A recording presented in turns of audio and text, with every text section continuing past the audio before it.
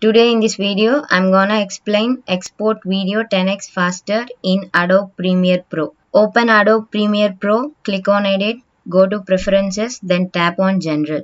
Now General window was opened. In General, select on Memory. Put the lowest possible value for RAM. Select Optimize for change to memory to performance. Then tap on Media Cache, click on Delete Unused. Next, change Media Cache Management to automatically delete cache files older than 7 days.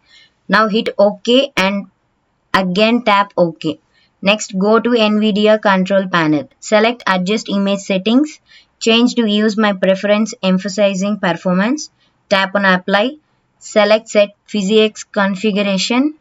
Change to GeForce GTX 1050, tap on apply, then select global settings, change auto select to high performance NVIDIA processor, then tap on program settings, select one and change to OBS Studio to Adobe Premiere.